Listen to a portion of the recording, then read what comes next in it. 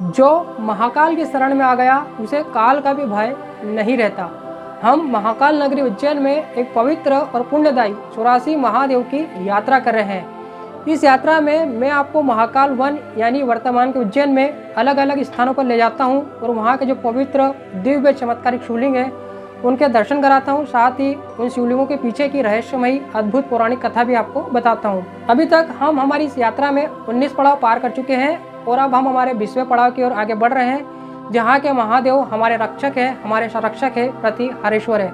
जी हाँ दोस्तों, हमारा 20वां पड़ाव है प्रतिहारेश्वर महादेव, जो उज्जैन में गोपाल मंदिर के पास पटनी बाजार में नागचंडेश्वर महादेव मंदिर है, उसी के पास में स्थित है हमारा 20वां पड़ाव, जिसका नाम है प्रतिहारेश्वर महादेव।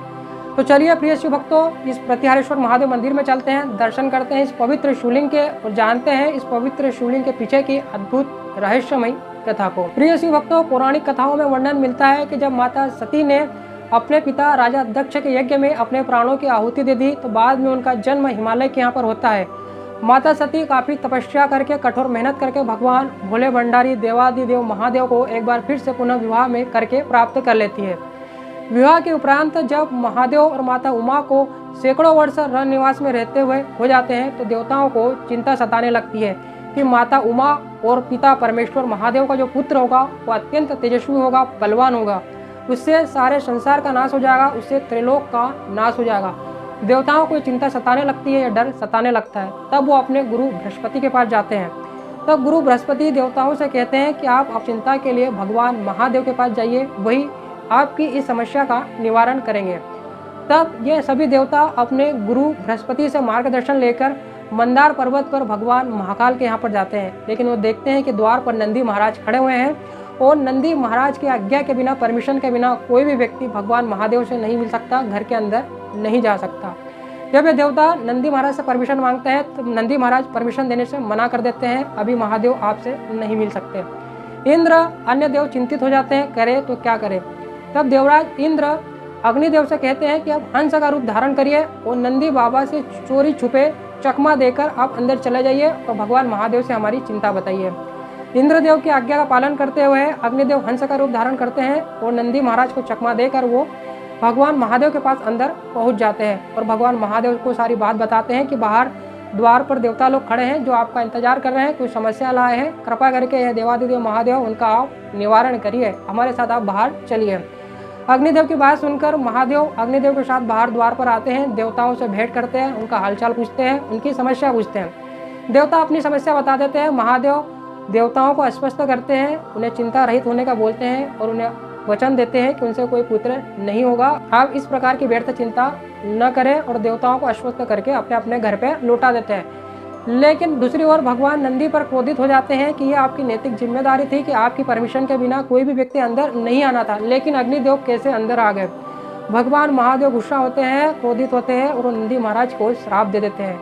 नंदी महाराज को भी अपनी नैतिक जिम्मेदारी में लापरवाही का अफसोस होता है, वो काफ़ी दुख करते हैं, विलाप करते हैं। तब अन्य देवता लोग और आसपास के जो लोकपाल रहते हैं वो नंदी महाराज को समझाते हैं कि महादेव भोले भंडारी है, उनका गुस्सा तो क्षण मात्र का रहता है, वो प्रेम से भरे हुए देवादिदेव महादेव है। आप महाकाल वन यानी कि वर्तमान उज्जैन जाइए, वहाँ पर कई ऐसे पवित्र शिवलिंग है, दिव्य चमत्कारिक शिवलिंग है, जिनके विधिवत दर्शन पूजन करने से मनोरथ पूर्ण होते हैं, कई मन की इच्छाएं पूरी होती है। आप भी वहाँ जाइए, नागचंडेश्वर महादेव मंदिर के पास में एक पवित्र शिवलिंग है, आप इसके विधिवत दर्शन पूजन करिए, भगवान महादेव की स्तुति आराधना कीजिए। भगवान महादेव भोले भंडारी है, वो आप पर प्रसन्न जरूर होंगे। लोकपालों और अन्य देवताओं पर जब समझाई दी गई तो नंदी महाराज महाकाल वन आते हैं और इस पवित्र शिवलिंग जिसके कि आप दर्शन कर रहे हैं, यहाँ पर आकर वो भगवान भोले भंडारी की स्तुति करते हैं, आराधना करते हैं। अपने निर्मल निश्चल हृदय से भगवान शिव की आराधना करके भगवान शिव भोले भंडारी को प्रसन्न कर लेते हैं। भगवान महादेव काफी प्रसन्न होते हैं और नंदी महाराज को वरदान देते हैं, उन्हें उनके श्राप से मुक्त कर देते हैं और वो कहते हैं कि नंदी महाराज, आपने जो मेरी भक्ति की है, आपकी इस भक्ति से प्रसन्न होकर आप प्रतिहार आने द्वारपाल रक्षक, ये जो पवित्र शिवलिंग है यह प्रतिहारेश्वर महादेव के नाम पर जाना जाएगा, यानी कि आपके नाम पर ही जाना जाएगा। इस प्रकार इस पवित्र शिवलिंग का नाम नंदी महाराज प्रतिहार के रूप में प्रतिहारेश्वर महादेव के नाम से जाना गया।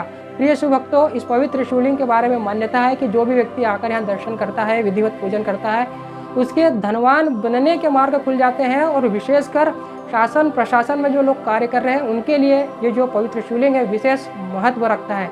तो आपसे निवेदन है कि जब भी आप उज्जैन आए तो इस पवित्र शिवलिंग के दर्शन करना बिल्कुल भी ना भूलें, क्योंकि ये महाकाल मंदिर के भी पास में ही स्थित है। तो दोस्तों, प्रिय शिव भक्तों, हमारी इस यात्रा में यह हमारा 20वां पड़ाव था, प्रतिहारेश्वर महादेव मंदिर। अब हम हमारी इस यात्रा में हमारे 21वें पड़ाव की ओर आगे बढ़ेंगे। यदि आप इस पुण्यदायी यात्रा में शामिल होना चाहते हैं तो आप हमारे चैनल को सब्सक्राइब कर सकते हैं। जय श्री महाकाल।